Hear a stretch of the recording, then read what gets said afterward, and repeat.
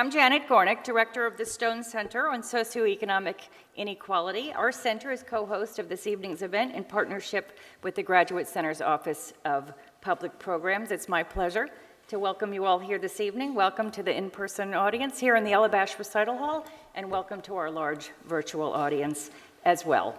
This evening's event is one of the many public lectures, panels, and conversations that we offer regularly here at the Graduate Center.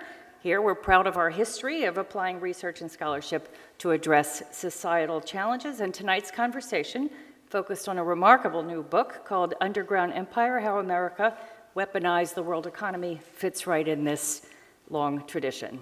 So first, let me just tell you what to expect this evening after I introduce our three speakers.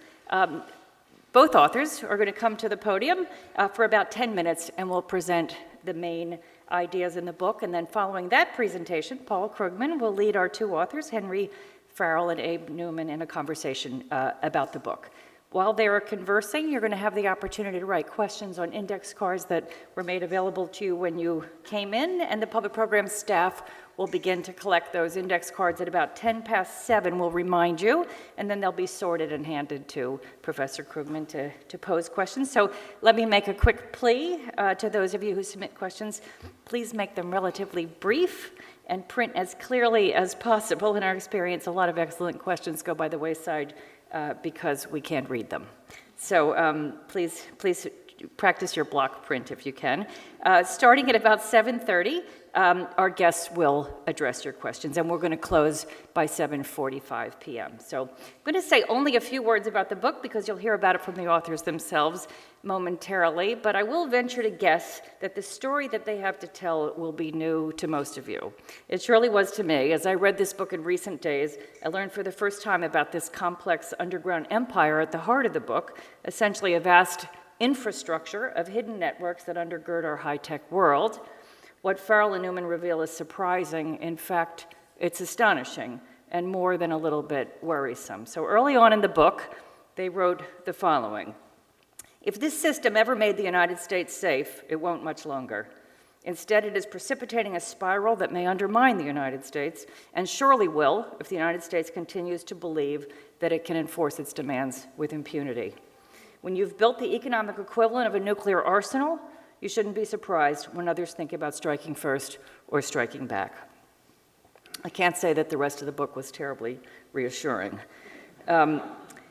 That said, it's really a great pleasure this evening to welcome Henry Farrell to the Graduate Center. In fact, we're welcoming him back to the Graduate Center, although last time he was here it was virtual. We had the opportunity to host him in November of 2021 when he participated in a panel discussion with Paul Krugman and others titled "Imagining the Future, Economics and Science Fiction." Henry Farrell is Professor of International Affairs at the Johns Hopkins School of Advanced International Studies and former editor-in-chief of the award-winning blog, The Monkey Cage. His very large body of work has been recognized in many venues. In 2019, he received the Friedrich Scheidel Prize for Politics and Technology in appreciation of his extraordinary contributions to political science and multidisciplinary research. He is also a member of the Council on Foreign Relations. This evening, we also welcome Abraham Newman. He's a professor at Georgetown University in the School of Foreign Service and in the Government Department. He's co-author of 6 books and a large number of articles, and his work has also been honored many times, including in 2022 when he was awarded the Berlin Prize from the American Academy in Berlin, and that prize supported his research on how German and European policymakers are responding to this world of weaponized interdependence. Henry Farrell and Abraham Newman have long collaborated. Their prior book of Privacy Empowered: The Transatlantic Fight Over Freedom and Security won multiple awards, including being named as one of Foreign Affairs' Best Books of the Year in 2019. Paul Krugman is a distinguished professor in the Graduate Center's PhD program in economics and a senior scholar in the Stone Center. Before joining the Graduate Center, he was a professor of economics and international affairs at Princeton's Woodrow Wilson School. Professor Krugman's scholarship has been honored countless times, including in 2008 when he received the Nobel Memorial Prize in Economic Sciences for his work on international trade theory. He's the author of more than 200 articles and many books, most recently Arguing with Zombies, Economics, Politics, and the Fight for a Better Future. In addition to working with us here at the Graduate Center, he co-authors textbooks on micro and macroeconomics with Robin Wells, and of course, writes an op-ed column for the New York Times. He also regularly posts on Twitter/X, for better or for worse, which allows him to stay in touch with his 4.5 million followers. So, welcome to our guests, welcome. Professor Farrell, Henry Farrell, I now turn the podium over to you. Thank you. Okay, thank you. Okay, wonderful, and it's just great to be back here in person. The last time was on a small Zoom screen, and obviously it's a delight to be here, to see Paul, to meet Janet in person. All of these things are great. But Abe and I have to give you a history of the transformation of the world in 10 minutes. It's going to be very, very sweeping, a broad overview, and hopefully we can get into some of the details more in the conversation. And very broadly speaking, our idea of what has happened in the last while is as follows. We think, and here we agree with pretty well everybody who studies globalization, that globalization, the transformation of the world economy that's happened over the last few decades, depends profoundly upon networks. If you want a globalized economy to work, you're going to need financial networks to allow money to travel around the world. Networks such as SWIFT or the dollar clearing system. You're going to need also information networks such as the internet, and you're going to need manufacturing networks. Manufacturing has been transformed so that complex products are no longer just manufactured in one country. They may involve myriads of subcomponents from thousands of manufacturers in 20, 30, 40, 50 different countries. And this is a profound transformation. It is all made possible by networks. Now, up until a few years ago, we had a very standard story about the political consequences of these networks. And this story was most associated, I think, with the intellectual success of one of Paul's colleagues in the New York Times op-ed page, Thomas Friedman. And Friedman had a very, very straightforward story about how these networks were going to transfer global politics, which he laid out most clearly and succinctly in a 1999 piece he wrote for Foreign Policy, where he said that we were moving away from the world of geopolitics, the world of the Cold War, into a world of far greater peace and harmony and cooperation and economic competition, but none of the geopolitical struggles that we had seen before. And the metaphor he chose was the metaphor of the web. Here he was building on the idea of the World Wide Web, and he was using the World Wide Web as a kind of synecdoche for all of these other networks that tie the world together. And this web was replacing the world of the Berlin Wall. In other words, we were moving away from a world in which we were divided by geopolitics into a world where geopolitics would become secondary or perhaps even irrelevant, because we were now going to be bound together and we're going to be working together in the logic of economic cooperation and competition rather than of geopolitical struggle. Now, this was a very coherent, very, very sort of well worked out view, and also an extremely influential view. If you went to conferences such as Davos for a period of 20 odd years, you would hear people reiterate versions of the mantras, versions of this gospel, all suggesting that globalization was here and globalization was going to be awesome and was going to continue to be awesome. So, where are we now? A slightly different world. And this is not only thanks to the gentleman in the top left corner. Many of the problems began to set in, as we describe in our book, long before Donald Trump was elected president. And crudely speaking, we're in a world where this web, which was supposed to unite the world together, all of these networks which were supposed to provide us with the means for a peaceful and a harmonious coexistence, these networks have been weaponized. These networks have become new kinds of economic battlefields where people are effectively struggling, governments are struggling over which manages to dominate and which instead finds itself being dominated by its adversaries. So we work out in the book, and this is also based on academic research, which we did before the book. We talk in the book about how this happened. The argument that we make is that these global networks turn out to be surprisingly centralized. There are choke points. There are central nodes. They are like the hub and spoke system of an airline. If you see this as the Delta hub and spoke system, Atlanta is a key node in the system. And if you see that you have storms in Atlanta, suddenly Delta's entire system breaks down because everybody transfers at Atlanta from one place to another. Similarly, these networks, these global financial networks, these information networks, they too turned out to have choke points. And if you are a powerful government such as the United States and you are capable of actually seizing control of these choke points, you could use these choke points to have vast consequences for the rest of the economy, the global economy. You could impose sanctions. You could engage in extensive surveillance, and this World Wide Web, which was of networks, which was supposed to be a producer of peace, turned out instead to be associated with all sorts of problems. And so if you want to think about this, there's a very different image of the web that you might want to turn to. And this is the fact that webs turn out very often to have spiders lurking at their heart. At the heart of this web of apparently peaceful and harmonious commercial exchange, there lurks the spider of geopolitics.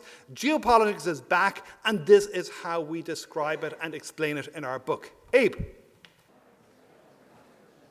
So the first part of the book is just saying we want to give you a different myth, a different caricature of how the world works. It's one not of decentralized webs, but of centralized webs where states are in the middle.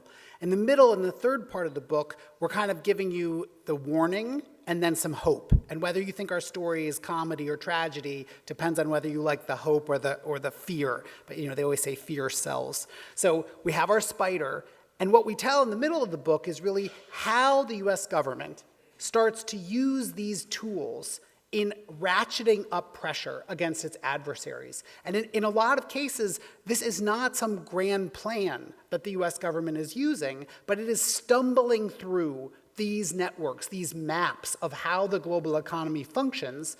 And as it does it, it starts to learn new ways to get at its adversaries. And so Henry mentioned the SWIFT system. It's like an encrypted email network for banks.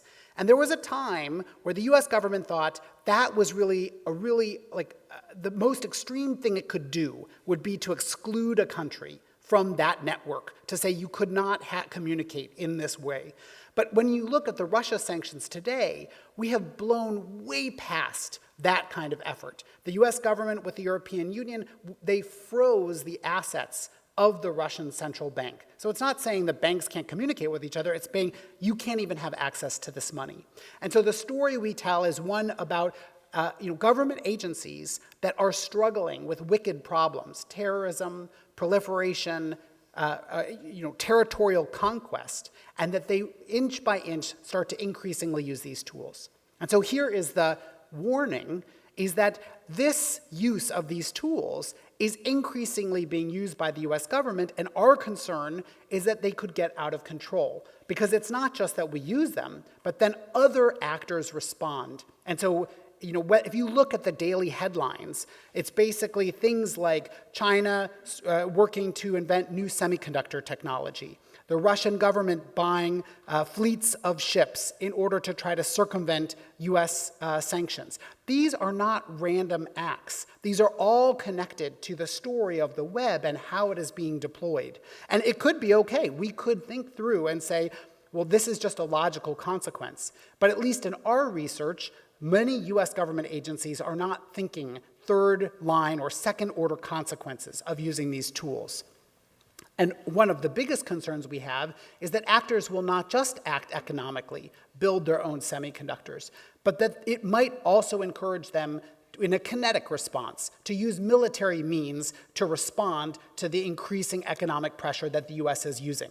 There's a great book by somebody named Nicholas Mulder, The Economic Weapon, where he talks about how economic coercion in the run-up to World War II, that was something that provoked Japan to become revanchist, to use military means.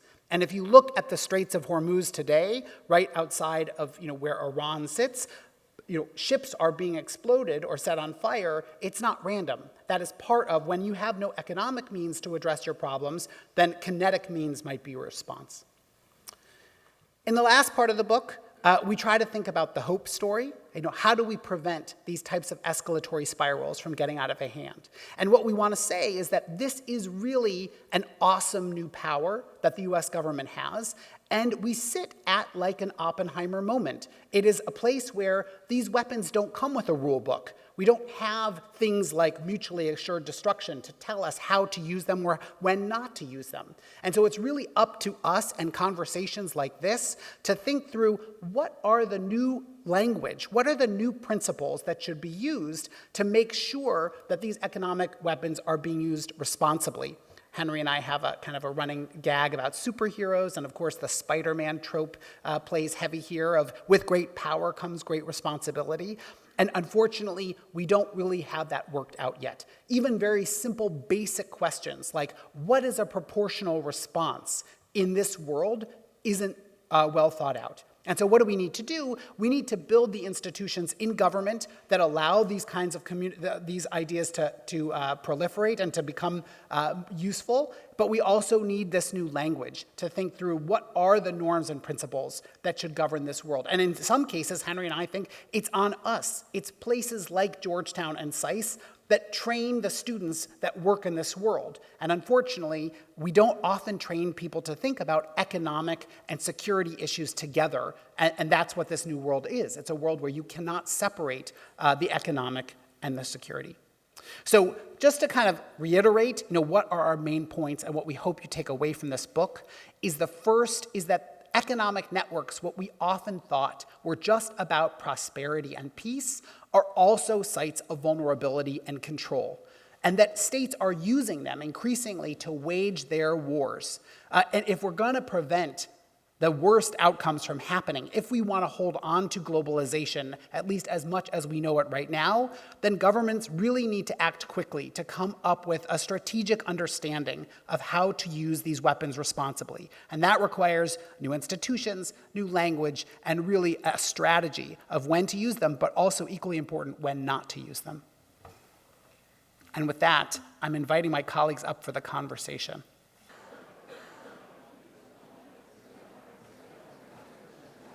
Okay, thank you. That was fun. And the immediate question is, who did your artwork?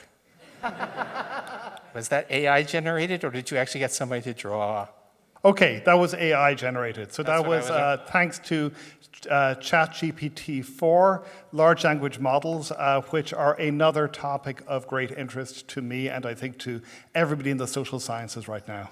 Okay, that's the question. All right, so another slightly more meta question before we start to get into some substance.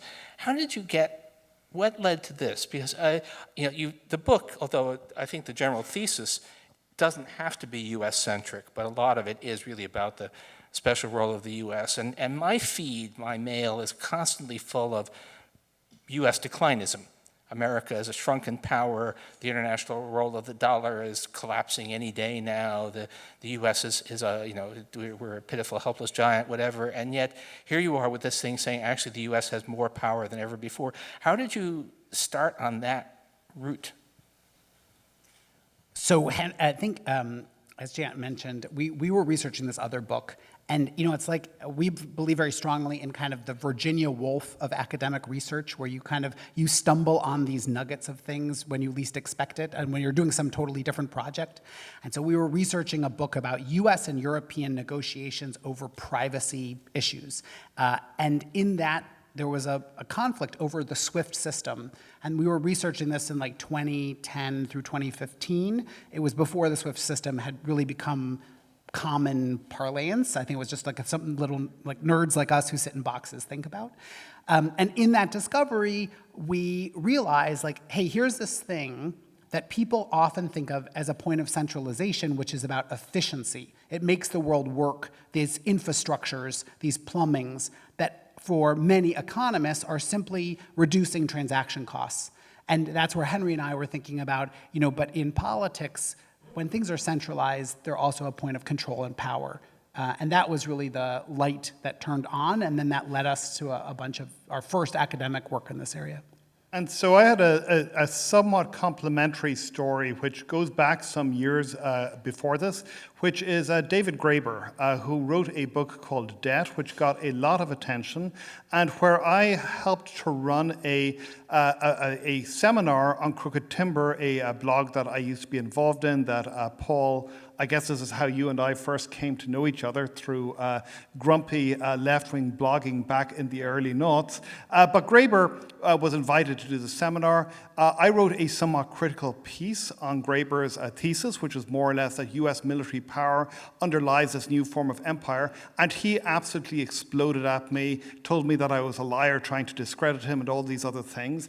But it wasn't a very pleasant episode, but it made me start to wonder, there is some kind of a US empire there. It is not based on simple military coercion. There has to be something else that is undergirding it. So that was my little bit of the story. It was when Abe had the original idea, and it was really Abe's idea that we really ought to start investigating these networks and the power relationships with them. I was bringing into this thought that, okay, Graeber may be wrong about what is actually underlying this form of power, but this form of power is there, is real, and is important. How can we begin to map out some of the ways in which it works?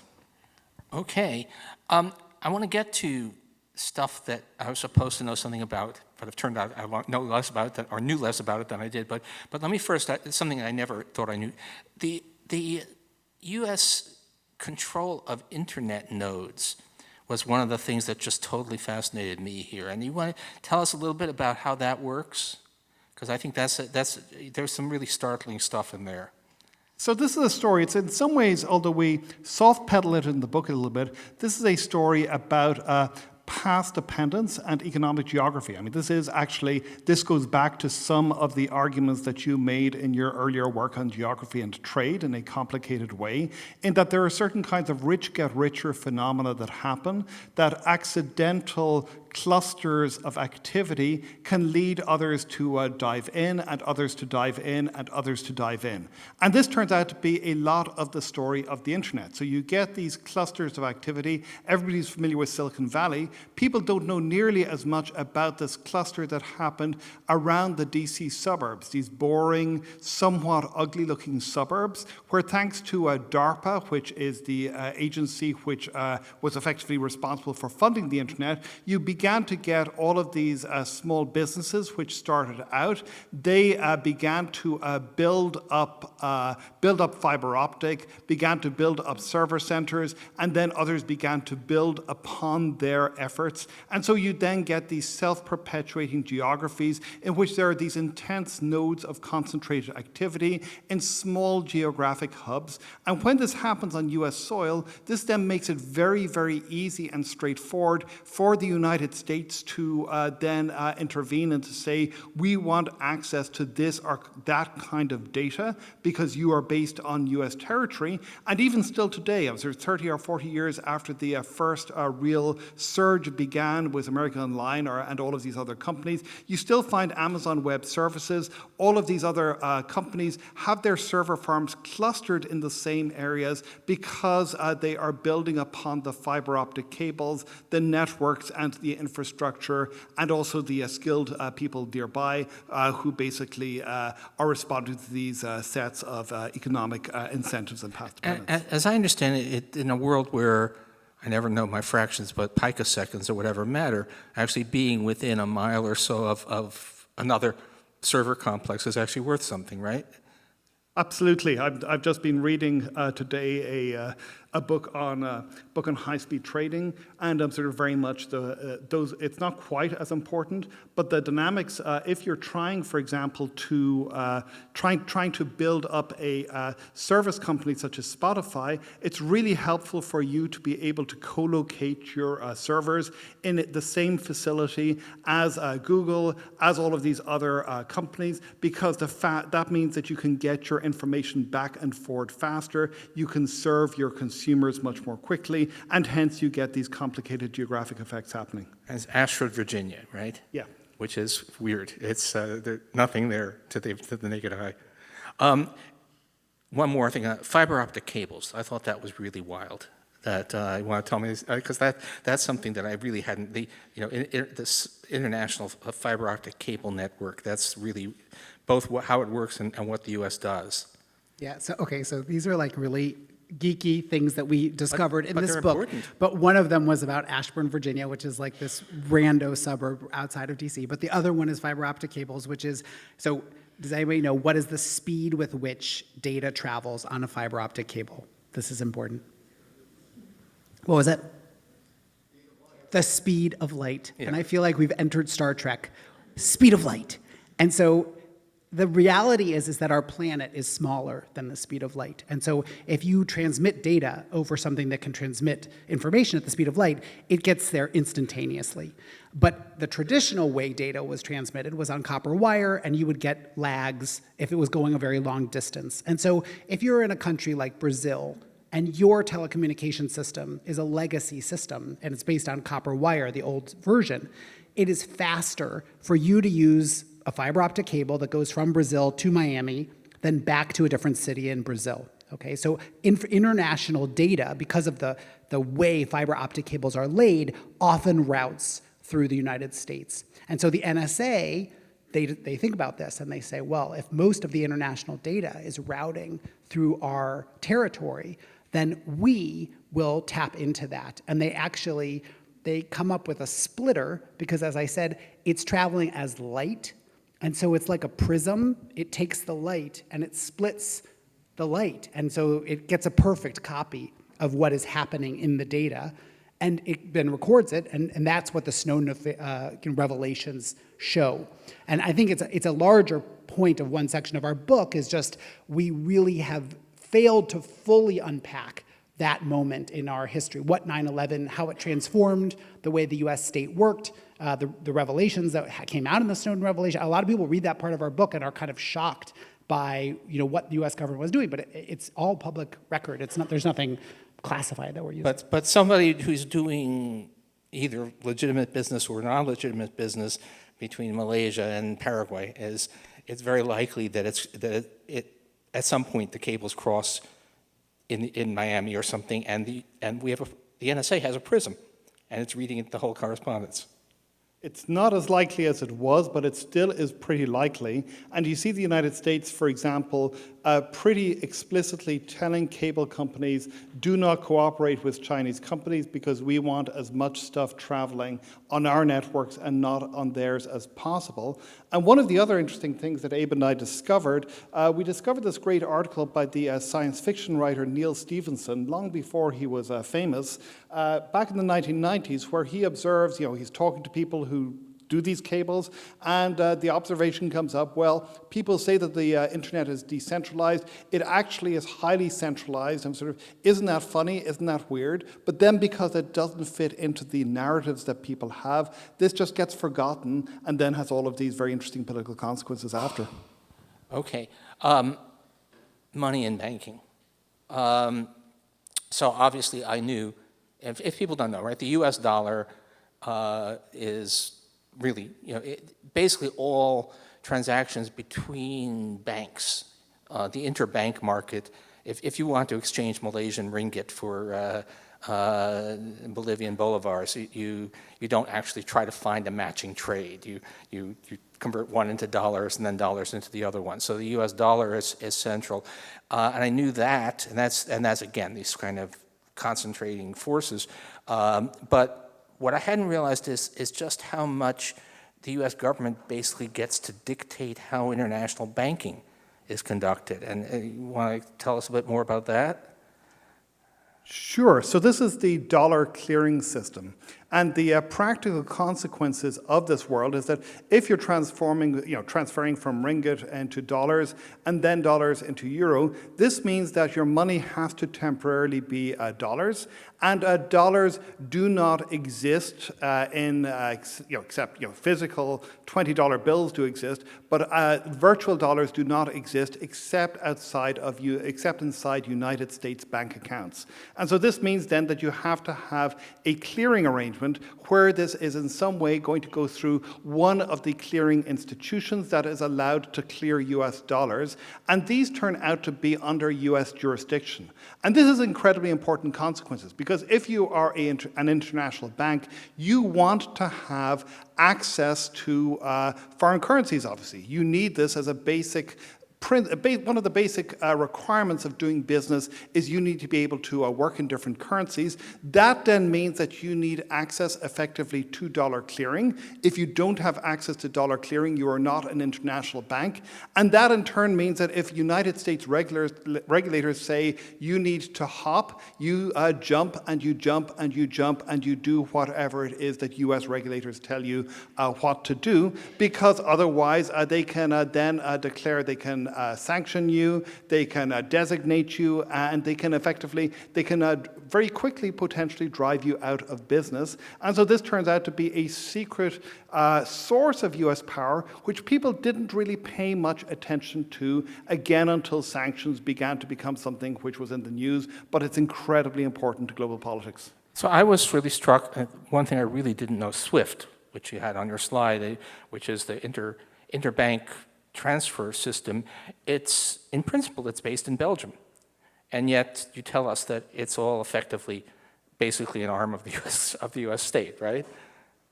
Well, so this is, part of legacy of how SWIFT started thinking about its data. A lot of organizations, they're worried about that data could get lost. And so they mirror their data. They create copies, basically, of their data in other places. And so they mirror their data in a site in Virginia. And so originally, after 9/11, the US asks secretly SWIFT to give them the data, and SWIFT says no, and then the US government says, well, we'll just go to Virginia, we'll make them, it's on US territory.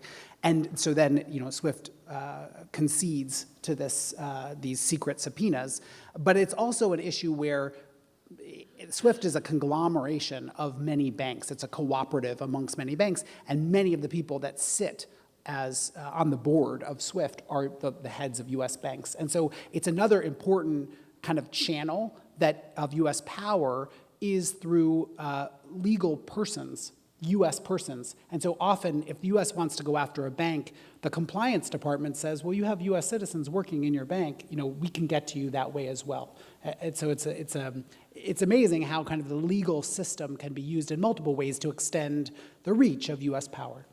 Okay. I'm going to ask one more substantive type of issue.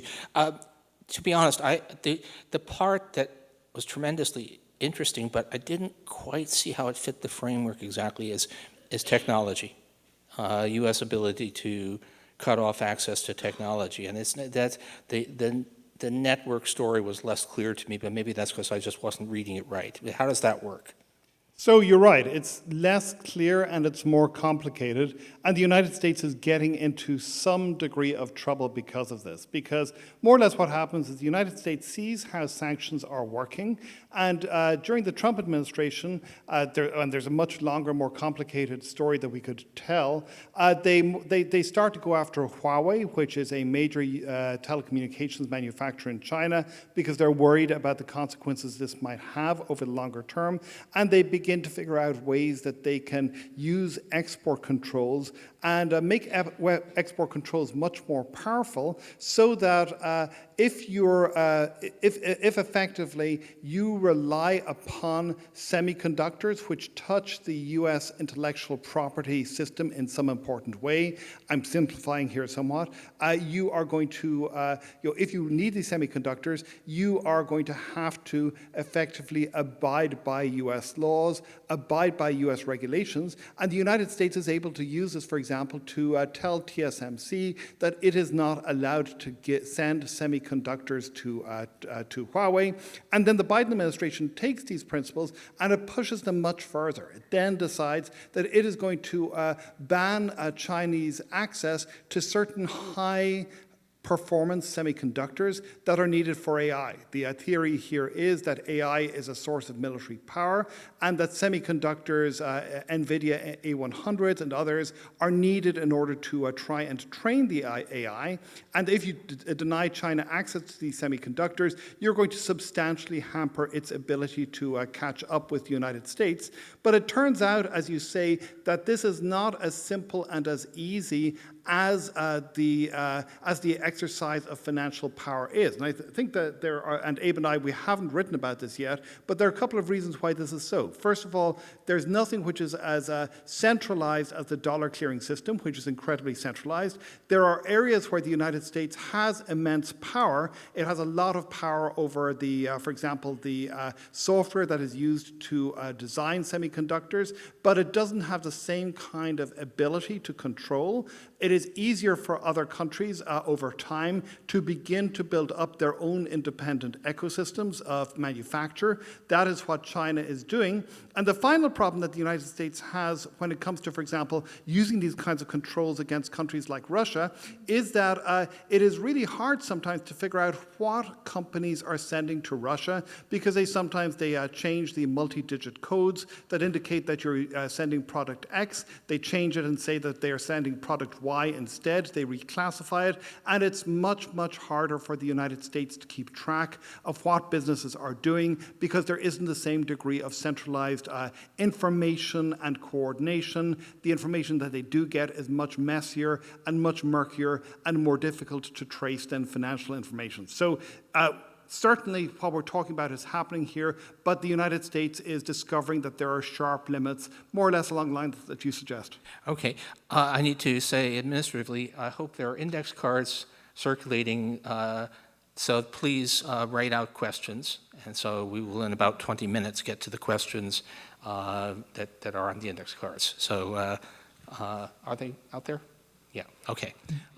Do you mind? I'm just going to add to Henry's response, because I think it's hard to imagine, but many of the products that we rely on today, they're not really fully made by one company, but they rely on a very complicated supply chain of networks of different companies providing different inputs.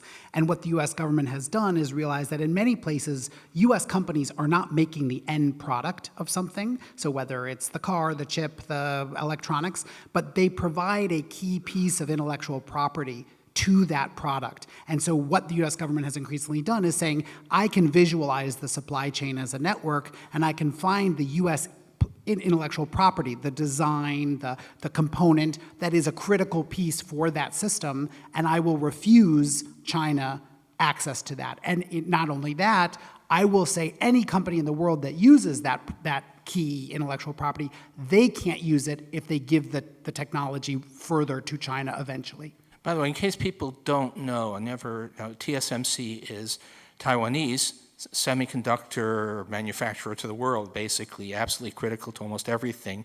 And the U.S. is able to apply pressure. On the other hand, and we want to talk about possible military stuff, it's Taiwan, and it's pretty close to yeah. And maybe we want to talk about that in a bit, but actually, let me follow up. Now we start to get into where I'm a little bit, I have questions, let's say. So one of the really dramatic stories in the book is about how basically the U.S. kneecapped Huawei, which seemed to be set to dominate 5G all across the world, and then the U.S. basically pulled out the rug technologically. But at least according to some news reports, Huawei is sort of engineering its way around that. Now, I don't know if that's vaporware on their part or what, but what is the current state? Is the U.S. really managing to do that?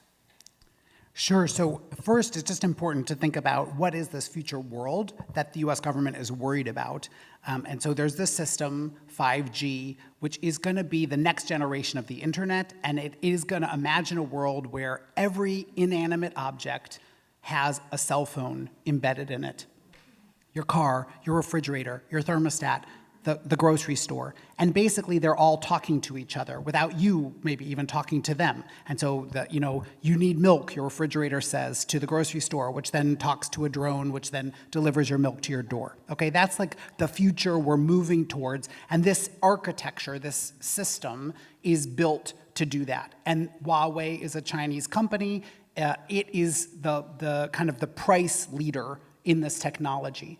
And what the US is worried about is that China will basically then do to us and our allies similarly to what we were using the fiber optic cable network to do under the Snowden revelations. But China won't have a rule of law or like legal system.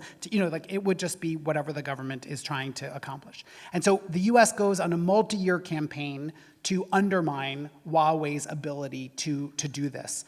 And I think that there's two different questions. One of them is, has the US limited Huawei's ability to provide 5G systems to the world? And I think that there's no question that amongst particularly Western allies, that the US government has stopped or really hindered Huawei's ability to do that. Many countries, the UK, Germany, France, they had been more amenable to allowing Huawei products, and now they're rolling back. The larger question is will Huawei continue to be a leading telecommunications company? And in addition to 5G systems, they also make phones. They're probably one of the leading global players in mobile phones. And they need US chips or US-based TSMC chips that contain US intellectual property in order to do the cutting edge of smartphones. And that's the question today, because when Secretary Raimondo, she went to China in the fall, and there were a lot of kind of making fun memes of her with Huawei phones that had what were seen as cutting edge technology. And it was basically Huawei saying, we can compete even without the United States. Do we believe them? So I think that Chris Miller has a very good book on semiconductors, which really gets into the nitty-gritty of it. And one of the things that the book really revealed to me, and I say this, I read the book just as we were finishing our own, so I was frankly terrified that he would say something which proved that we were wrong. Happily, he didn't. But I discovered a ton. And one of the things that's really important is effectively process quality and control. And so as best as I can read from the literature of people who are studying what China has done, China has shown that it is capable of effectively taking the semiconductor manufacturing equipment that it has and upgrading it sufficiently that they are able to produce more sophisticated semiconductors than the US would like them to be able to. What is not clear is how well they are able to do this at scale, how much of their production runs is in fact flawed, all of these things, and there is a lot of speculation which suggests that this certainly reflects China being able to adapt more quickly than the United States had expected. Equally, there's a certain amount of a deliberate propaganda coup here. It's not clear that China is able to manufacture these chips as high at scale and at reasonably high quality as it would need in order to be able to be truly competitive. But again, there's a lot of speculation, and nobody, at least in the public space, really knows the full truth. By the way, you titled the book's Underground Empire, but here was a whole sort of underground war between the United States and China.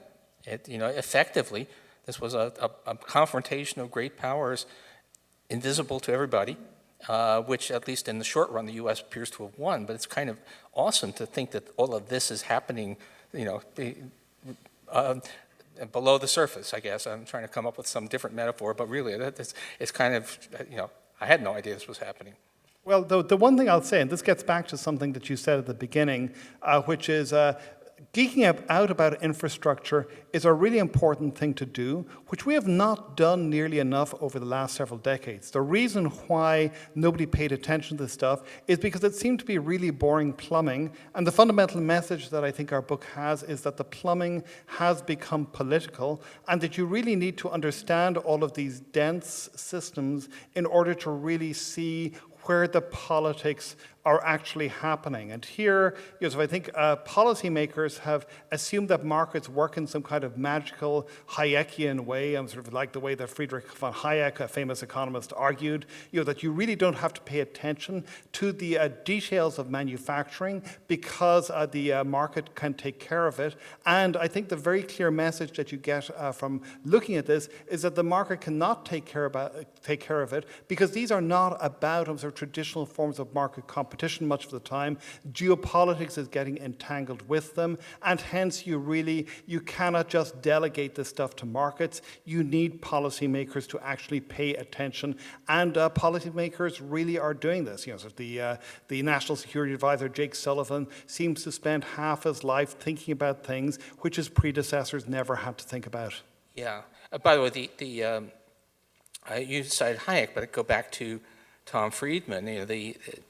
The web metaphor, maybe the one that you cite, but everybody knows the world is flat, which was basically the idea. It's this level playing field, and it doesn't matter. Anything can be produced anywhere.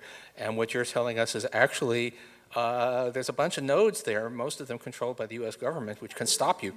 That's quite a different vision of how the world works. It just struck me. Other question, okay, different topic. This U.S. financial dominion, if you like. There's a lot in the book about how the U.S. basically kneecapped Iran with financial sanctions, basically using its control of a lot of international banking to largely force Iran to cut it off from the outside world and force the Iranians to make a bunch of concessions, which I thought was enormously persuasive.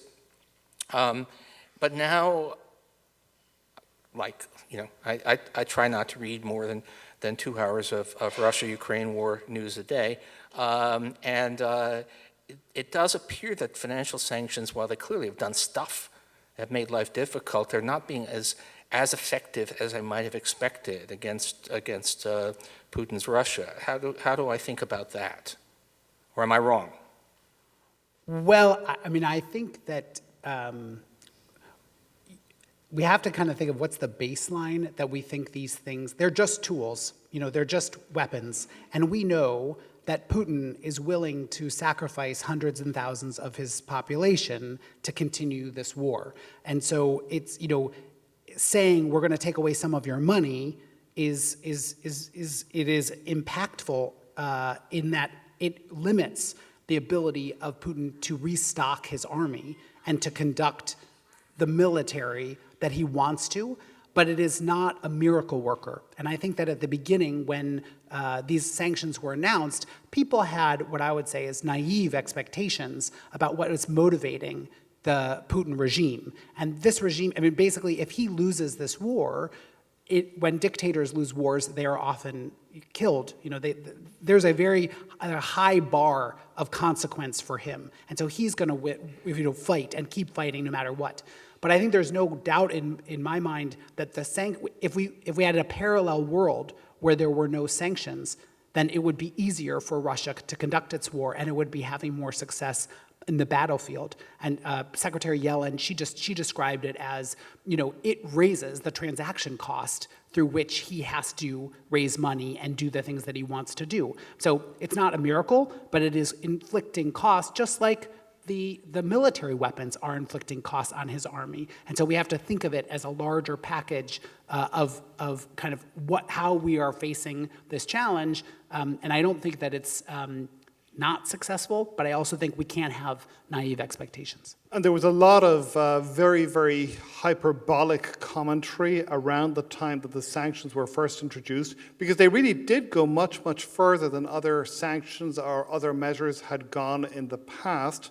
But equally, I think that that you do see, and you see this with the Iran sanctions as well. We described this briefly at the end of the book, that the Iran sanctions, once the Trump administration came back in and reintroduced the Iran sanctions, and it became clear that they were not going to be taken off again, Iran started to create this shadow economy, which is messy, which is clunky, which doesn't work particularly well, but it does work to some degree. So you can have a glass half empty, glass half full perspective on this. If you want, very clearly they don't work nearly as well as some of their boosters suggested that they did. But the frictions, to use Yellen's term, that they introduce can sometimes be quite consequential. So one of the, there was an interesting piece in the Financial Times the day before yesterday about the crash of the helicopter in Iran where the president and another minister were killed. And what it suggested was that Iran had extraordinary difficulty in getting its hands on new helicopter parts. It has been scrapping and making do with antiquated parts for decades, and that this is more or less the kind of accident that sooner or later is going to happen.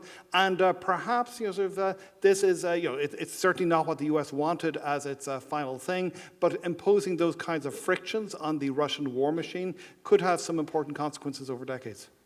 And maybe years or months, but certainly not. I have noticed that, it does appear, it's hard to know exactly what, but if you do read the stuff that this horrific full-scale war going on, the Russian attacks sometimes, instead of involving advanced tanks, they're actually sometimes rushing the Ukrainian lines in golf carts. Yes, yeah. So it's pretty amazing. All of these crazy improvised technologies on both sides. Yeah. And I would also say, we could push the sanctions further, but they have consequences for us too. In the space of oil, we set a cap. Why do we set a cap? Because we don't want inflation. We don't want the price of oil to go up so much. Yeah. And so we could push even further, but there's the trade-offs. Okay. A few more minutes before we want to throw it to questions. The U.S. isn't unique in controlling things, and TSMC. If we want to worry about the consequences of a Chinese attack on Taiwan, that's the obvious one. But there was one other big attempt to use economic leverage, the fact that the world is not flat in recent years, which also is Russia cutting off gas to Western Europe. Because gas is not because it's the easiest way to transport it is by pipelines. It's not a truly globalized commodity, but my read on that is that it's basically been a bust.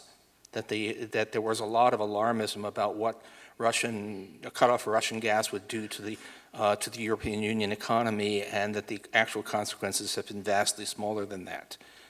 So that's right. And in a certain sense, this is the same kind of thing happening in reverse. And you could see this as an economist, you could see this as being actually an argument for markets being much better at adapting than many people in the national security space, many political scientists would expect.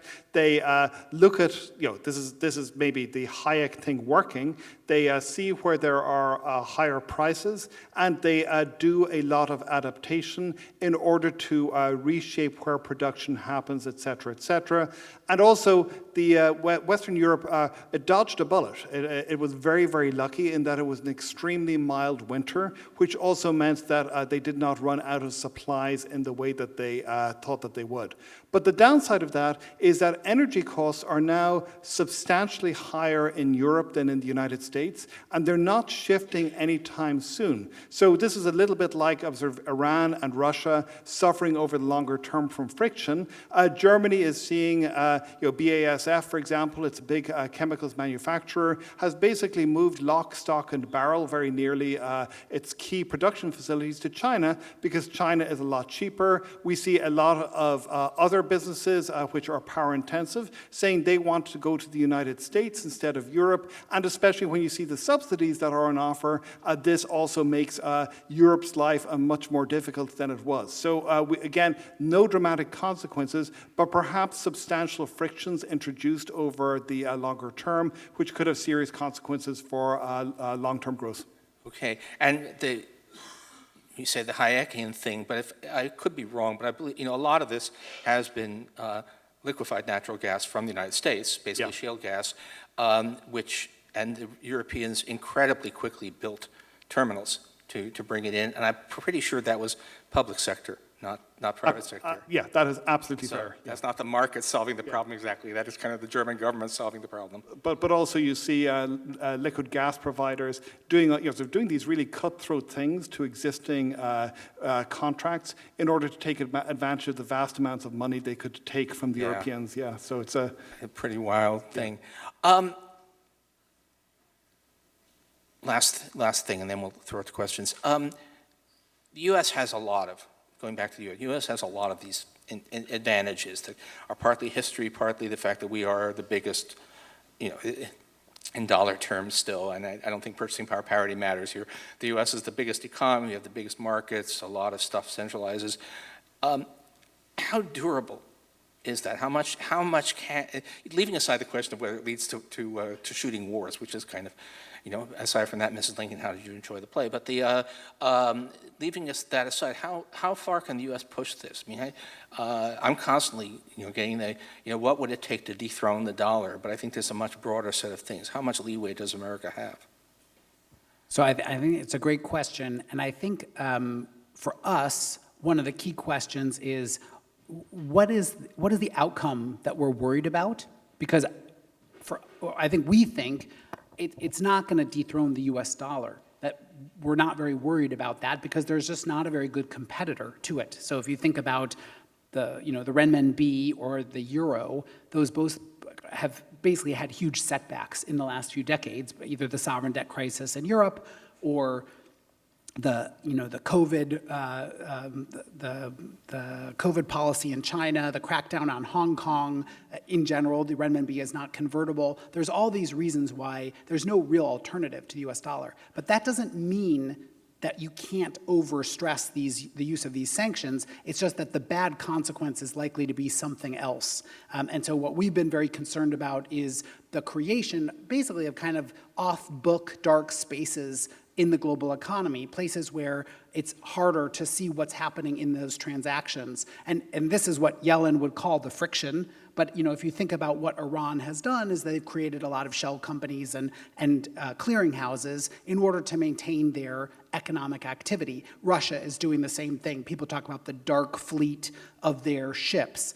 It doesn't mean that the dollar is threatened, but what it does mean is that you might have these ships that are underinsured blow up in some place in the world because they're using old, bad technology, kind of similar to the helicopter story. And so I think what we're worried about is that the lesson the US government has taken is that you can push these things as far as you want because the dollar won't be threatened. But I think the lesson we're trying to say is that many other bad outcomes can happen when you push these things so hard. Lots more to say, and I can go on forever, but I think we really do need to bring it to a close. Thank you so much. Thank you, Paul. This was a great conversation.